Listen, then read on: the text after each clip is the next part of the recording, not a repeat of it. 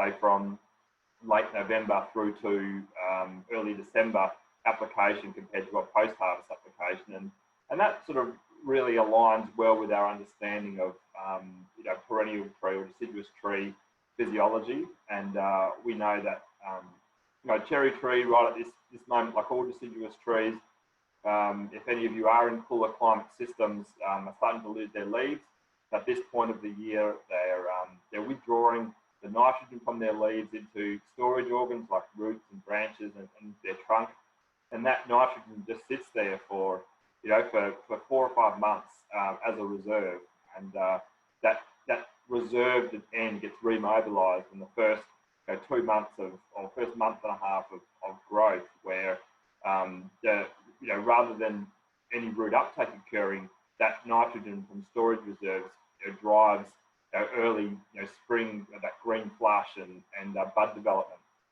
And it's quite clear when that reserve component is drained from the tree and there's actually new roots, and those new roots are then responsible for the next stage of nitrogen uptake. And if we're aligning our nitrogen supply to that time frame, we're getting much better nitrogen sufficiency. But then there's a significant demand as well at that period of time, because the trees are growing a canopy. It's also developing a crop. And say in a cherry scenario, we're looking at a 15 tonne a hectare crop. In an apple scenario, that could be up to 100 tonne a hectare. So there's significant demand for nitrogen in that period of time. And once the fruit is off the tree in summer, so in January, February, all of a sudden that demand drops significantly. And our carbohydrate physiology work and is really suggesting that the trees essentially shut down as soon as the fruit are off the tree, and there's actually very little amount of nitrogen taken up, and that really aligns well with what Peter found and what he presented in last year. So the next part of the next research objective is about understanding the performance of biological fertilizer technologies in these field scenarios, commercial cropping scenarios. And the reason why this is important is because whilst now we understand the nitrogen physiology of how a cherry tree, the seasonal nature of nitrogen dynamics, it's really important now to make sure we're applying nitrogen, in a timely fashion at the right amount that a tree needs. And most growers will apply just a calcium nitrate or potassium nitrate, a readily available form, somewhere between 50 to 150 units a hectare over the course of the season. And there's a real push for growers to be looking at biological fertilizer applications, and there's a awareness that these synthetic fertilizers are having a big impact on some of the soil health indicators like microalgal fungi and soil biology that cherry trees naturally do really well from having those associations with. So there was a real push at the start of this trial to consider what sort of biological options were available to growers and how they might compare to conventional synthetic options. And then finally, the last objective is about utilising and working out how much nitrogen is released from crop residues and soil organic matter. So at the end of the season, so this time of the year, whilst the leaves are being, all the nitrogen from leaves are being drawn into storage reserves, there is a fair portion of that nitrogen that still comes off and makes its way onto the soil surface, as well as a significant amount of pruning material. So most growers will cut probably that 1 to 1.5 metres worth of extension growth off 16 to 20 limbs each year, and sometimes they'll do great big branch removal cuts and reinvigoration cuts. So there's a fair amount of organic tree material that gets mulched or composted, and which contains nitrogen, and that nitrogen gets available to the tree and becomes part of the overarching nitrogen budget for cherry cropping that so far hasn't really been quantified. And one of Peter's projects is really about working out what that quantification is for the overarching nitrogen budget. So just moving on, I'm going to pass it over to Peter now. I'm going to control the screen, and Peter's going to talk to these slides. Hopefully hopefully this works. Peter, you're up, mate. Thanks, Nigel and Marguerite, and hello, everyone. As Nigel touched on, I presented work on another trial in last year at the Gold Coast. This trial, which is at a different site in the Midlands of Tasmania, involved different rates of the industry standard fertiliser, which is a calcium nitrate, and other forms of nitrogen at an equivalent rate. And one of those involved a microbial stimulant, soil and seed. You can see here that this trial was, well, rather the orchard, I should say, was established in 2016. These trees you can see, which are the trial trees, probably in about autumn of 2018, were planted in July 2016 after the site was converted from a sheep pasture. Now, when it was converted, it had considerable amounts of lime, some dolomite applied, quite a lot of fertiliser, which I won't go into the details of, and a considerable amount of compost. I think it was about 80 cubic metres per hectare of compost prior to the soil being mounded up, which is done to help drainage. And you can see here basically the climate data. If you want to go to the next slide, please, Nige, thanks. It gets quite cold in the winter, and in fact, the first time we went out, there was ice hanging off the fence wires, and rainfall's pretty consistent throughout the year. It does, they're the averages over a long period. It does tend to dry out a fair bit from late December until sort of early to mid-February. And there's some of these soil parameters you can see here on the screen were taken in about March 2018 from the control sites. We started applying fertiliser, which I'll come to in a minute, in November 2017. Those samples were taken, as I said, from the control sites, and Phil Moody actually analysed them for potentially mineralisable nitrogen, and that turned out to, after 14 days, they had potentially mineralisable nitrogen of about 35 milligrams per kilogram of soil at both 0 to 10 and 20 to 30 centimetres. Now, these are the treatments we applied. There were 180 trees spread out over 11 rows. The site's fairly level, slight slope, but nothing significant that would create much lateral drainage. It was a randomised complete block design of initially 9 treatments by 4 replicates. Each replicate was of 5 trees, and we only analysed the middle 3 of those 5, leaving the outer 2 as buffer trees. The control treatment had no N applied over the whole 3 years of the trial. There were different rates of calcium nitrate. Now those are applied, you can see here it was equivalent to about 150 kilograms per hectare on a broadacre basis, but because that's only applied in the rows, it's actually a lot more on a per row basis. Now, our standard rate of calcium nitrate was 120 units per hectare, per tree, I should say. And you can see there the first 4 treatments are different rates of calcium nitrate. We applied some feedlot waste at the same total N amount by spreading it out over the surface of the rows. The organic N, a product which, along with nitrohumus 323, another liquid product, and the calcium nitrate with soil and seed, that last treatment you can see, were, along with all the calcium nitrate treatments, applied by fertigation. We had 2 rows of dripper lines running down each side of the trees, and that was all applied by fertigation at 3 weekly intervals from late October through until early February. The transplanted clover looked promising at first. I was took quite well, but didn't persist. So from here on, that's dropped out of anything I will be talking about.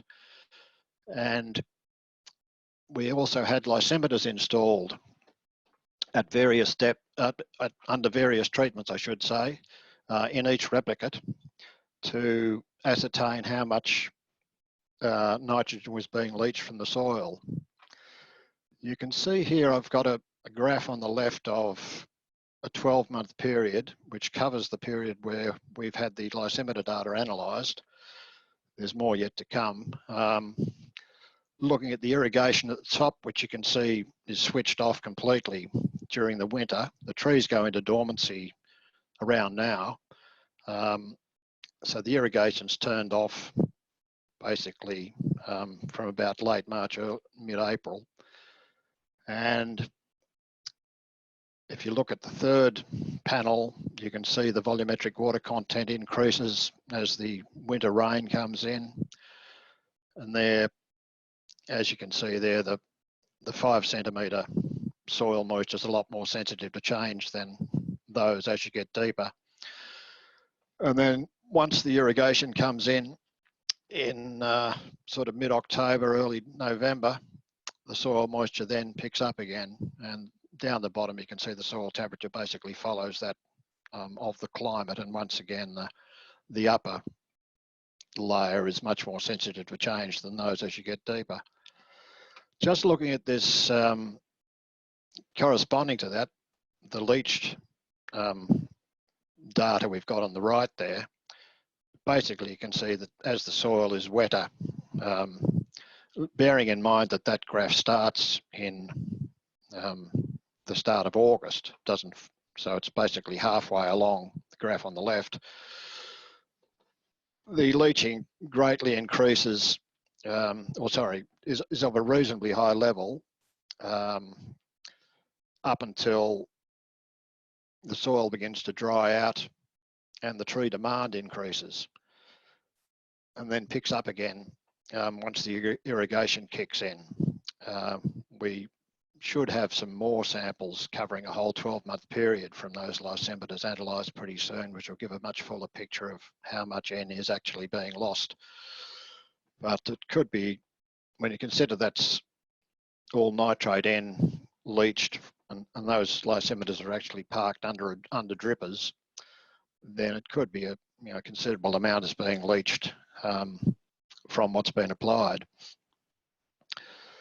Looking at the tree vigour, there were no significant differences between any of the treatments. The clover's still in there, but we took a measurement of 5 representative branches around the tree to measure the extension growth as the best way of measuring the tree vigour. There were no significant differences at all across the treatments. And then going on to the fruit harvest, the yield per tree was quite interesting. This is only from this year's harvest, which was the first proper harvest we had. The 60 units of nitrogen per tree, 60 grams I should say, was significantly less than all of the others, which was quite a surprise, and there's no real explanation for that. I think it probably just happened by chance, because there's no detectable trend throughout the whole, across all the treatments, that the yield was at all related to the amount of nitrogen applied. So that was quite a surprise. The pack out, which is the percentage of class 1 fruit amongst all those harvested, showed no significant difference between the treatments either. And then it's titratable acidity, which is related to, well, by some judgments, trying to think of the word, the capacity of the fruit that's prone to cracking is claimed by some to be related to titratable acidity. There wasn't much in the way of significant differences. There were some, but once again, it seemed fairly random across the treatments. And we measured the fruit quality for weight, size, skin puncture force, and all those other parameters you can see on the left there. There was no significant difference of note in any of them, which is basically leading us to think, along with the previous slide where, again, there was no significant difference in the overall harvest weight, was leading us to believe that really the pre-existing soil nitrogen was a bigger driver in production and nitrogen that was mineralised throughout the period of the trial than anything we were applying. So in that sense, we didn't really learn a lot from the different forms of nitrogen we did apply. Now, as I mentioned earlier, Phil Moody did some analysis of mineralisable N from the trial I've been discussing, but also from another trial, which was the one I covered at the Gold Coast last year, where we applied highly enriched 15N to one tree, and from that have applied the pruned stems that were pruned off in the autumn and the leaves separately to plants we've got growing at the university. Now, with a high level of 15N. And that's part of our mineralisation trial, which is nearing completion, in that we're going to excavate those trees and fully analyse them for 15N content in the next 2 to 3 months. So that should help shed a bit of light on the amount of mineralisable N that is released from the annual prunings, which in most orchard situations in Tasmania, and I would assume elsewhere, are mulched up and thrown by the mulcher onto the beds to varying degrees. Some mulch it up much better than others, and the leaves you would expect would mineralise considerably quicker than the stems would. But this trial, hopefully, once we get the data back, will give a much better idea of the rate of mineralisable N that's coming from those prunings. And I'm not sure if I've got a lot more to tell you at this point. So I think it's back to you. Thank you, Nigel. Yeah, thanks very much, Peter. So I now have the opportunity to talk to Nadine's trial, which is a similar trial to what Peter has done, except that this trial was set up in mature trees. So at the time, they were 5-6 year old trees in the Wandin Valley farm, which is sort of right in the middle of, or just north of Hobart, almost in the middle of the bottom part of Tassie. It's not normally, well, it's become an area that's become really popular for cherry growing, simply because they don't get the summer rainfall that the Quin Valley, which is down a little bit south of Hobart, gets quite consistently in the summer.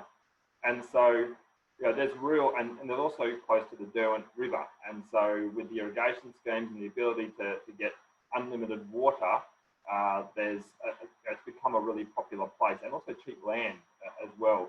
It's become a really popular place to do perennial horticulture. And so what we're looking at is a really well managed trial by James, a site by James from Wandin Valley Farms, and these are very high yielding cherries. And we are applying these treatments that are similar to what Peter established. A conventional range of treatments ranging from 0 kilograms of nitrogen a hectare right through to 90, and then some split applications pre and post. This has been treated exactly the same way over 3 seasons. And then there's an alternative nitrogen source at the same rate of about 45 units a hectare. So we've chosen 45 units because we in conversation with James, the orchard manager, he was thinking that he was being recommended to put on more nitrogen than he thought the trees needed. So we've gone from, we've selected a half rate approach as being probably an ideal rate. and we've attempted to meet that with an alternative range of sources using calcium nitrate for soil and seed, from bioag, an organic N, a feedlot waste, and then a feedlot waste with soil and seed. So this soil and seed is essentially a nutrient uptake enhancer, and that's kind of how we approach that. And we've contrasted this with a grower treatment. And the grower, originally when we first started the trial, was probably treating the trees at about 880 units a hectare, probably a whole stack pre and a whole stack post. And in talking to James, he was saying that there wasn't a lot of structure to how they applied. They would sort of go by leaf test and then put a whole stack on more in response rather than strategic. And what's been really interesting is that after Peter presented his findings on the 15N work last season to a grower forum, the orchard owners have gone, okay, well, let's really dial down the post-harvest application and keep maintaining our high pre-harvest application. And the results for this are really quite interesting. So what I've done is I've split the two trials into two charts where you can see the coloured bars are the conventional synthetic fertilizer, calcium nitrate, and the dark grey bars and the bars are the alternatives. But I've kept the same scale, so we can actually compare and contrast, and they're all established over the same sort of suite of trees in the same block. So the results are directly comparable. And the darker coloured bars on both the left and right charts are the 2018-19 season, so last year, and the 2019-20 season this year is the lighter coloured bars. So the first chart is the total N in the dry matter fruit. So where we always look at total N in dry matter, and this is fruit from harvest, and we really see that there's a significant increase in total N for both, certainly for both seasons when it comes to the full rate of nitrogen application. And what is interesting here is that when you compare it to the grower, who actually puts on significantly more than our full rate of nitrogen, the total N in the fruit is a fair bit lower. Now, in having a conversation with James about this, he is saying the reason why this is most likely to be the case is because they are recommended to put nitrogen on quite early on in spring. And we've always posited to these guys that actually there is no point putting on this sort of nitrogen this early because the tree does not have the roots there to draw on root uptake in. It's still using all its reserves in for this early spring growth. So James doesn't, unfortunately, James doesn't have a huge amount of control over the recommended approach, but he's certainly trying to convince his owners that this is probably a better approach and we can get away with using a lot less N. Now, the reason why these really high amounts of N in the fruit could be problematic is that in perennial fruits, high N can delay maturity. And whilst delayed maturity is not necessarily a bad thing, if it's also associated with softer fruit that doesn't colour up and won't colour up, and some of the poor eating outcomes associated with acidity and sugars. But if you move over to the right, there's actually no significant difference at all in the amount of N in the fruit associated with the alternative treatments there. And this is, keep that in mind as we look at the next lot of fruit quality outcomes.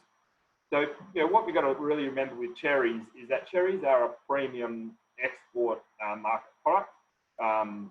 We're wanting cherries that are sort of 28 to 29 mil above to hit the really valuable Asian market. And we're talking anywhere between 60 to 80 kilograms a hectare. Dollars a kilogram, which is a really high value fruit. And so the reason why we look so deeply at these fruit quality attributes is because this tells us how long the fruit's going to store for, what it's going to be like when it gets to the Asian market, and whether it's actually likely to fetch this high price. So this is the whole profit component of why we look at the nitrogen story. I mean, nitrogen application in a cherry orchard is a very low component of the overall cherry growing budget. This growers are spending a whole stack more on harvesting and pruning and or that sort of thing, like to meet their in terms of their overall budget. But what we can see is that nitrogen can actually have a big influence on how a grower can actually achieve good fruit quality outcomes. So from a fruit size perspective, we sort of certainly saw a decrease. If I look at this 2019-2020 season, a decrease in fruit size, and I think this is certainly with the grower control, and I'd probably put that down to the fact that nitrogen wasn't applied at the right time and a lot was wasted. There was a decrease between last year and this year, and that's often associated with crop load. There might have been a larger crop load, and we're only talking 1 or 2 mil here. But that 1 or 2 mil could push you up, that next price level as well. And no real difference. I mean, look, there's a bit of difference there with the soil and seed, and with both calcium nitrate and the feedlot waste. And I'd say that's probably some of the delaying ripening that we've seen and the delaying fruit size growth that we're seeing with the soil and seed from the last couple of seasons, which has had its benefits in some other ways. Fruit colour chart. This was really interesting as well. Our zero control, so the trees that hadn't received any nitrogen for 3 seasons are significantly darker when it comes to the time of harvest. So all these fruit are harvested exactly the same time, and growers are being recommended to pick earlier, which means that the fruit aren't quite as dark, and that's because they darken up during the transport period and are likely to store for longer when the fruit are picked earlier. And so this, a lesser amount of N in the fruit is associated with a darker fruit colour. If I move on to the next slide, fruit firmness. Fruit firmness, there's often a relationship between fruit N and fruit firmness. A little bit difficult to see that relationship come through in these charts here. I probably wouldn't get, certainly the soil and seed scenario here is a firmer fruit for the alternative treatments, and that's probably also associated with the smaller fruit size. Smaller fruit are generally firmer. Stem pull force. Look, stem pull force is actually, it doesn't sound like it'd be that meaningful, but it's generally got to do with the Asian market. They really need to see a stem on the fruit, and a fruit that's relatively mature that still has a green stem is the most popular form of cherry that the Asian market wants. And we can certainly see that these that whilst there's not a great deal of difference there, fruit stem pull force was increased this season over last season, and that could have something to do with the crop load scenario and fruit size scenario that we see the difference there. Look, I think a major take-home message from this is the main question we wanted to ask is, can we achieve suitable and typical and good quality fruit quality outcomes under less nitrogen application, with less nitrogen application, and delivered at the right time? And I think the evidence is there to suggest that whether it's delivered as a conventional fertilizer or a biological fertilizer, that's possible. We can achieve 45 units a hectare, as comparable fruit quality outcomes, if not better fruit quality outcomes than what you would be, 90 to 180 kilograms of nitrogen a hectare. And the evidence is suggesting that that's being put on at the right time, and all the extra is probably wasted and potentially leached. And Peter's 15N work is going to reveal that a bit more as well. I think one of the challenges we've got with perennial crops, given this internal recycling mechanism, is that new fertilizer regimes actually do take a long time to be taken into account. So we can say to a grower, okay, just totally drop your post-harvest application, and for next season, and let's hope you'll see better fruit quality outcomes. But it's likely that it's not going to happen until the 3rd or 4th season post the change. Look, and ultimately, we are we'd make a recommendation to the growers that a reduction of annual N application to 45 units a hectare, regardless of the type that you use, and probably with split smaller applications commencing from late November through to mid-December is probably your ideal window for application to maximise nitrogen efficiency. I think I just want to express my thanks to Reid Fruits for their provision of sites, and also James Clements from Wandin Valley Farms. Andrew and James have been incredibly instrumental in both setting up the research sites, recommending treatment approaches, and also in delivering the outcomes to industry.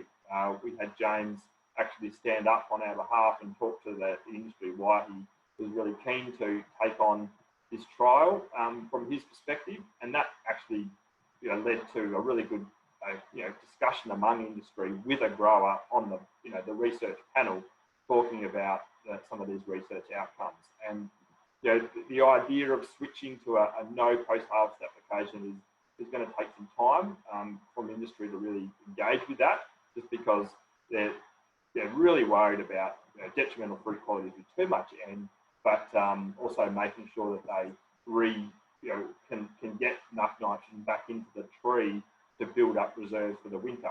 But Peter's data is really suggesting that that's just absolutely unnecessary, and we can achieve all that with a low pre-harvest application. So over the next 6 months to year, as Peter and the Dean both get their data well and truly sorted out, I'm hoping that that's going to build a really strong case for that industry change and shift in thinking. And I think that's it for me.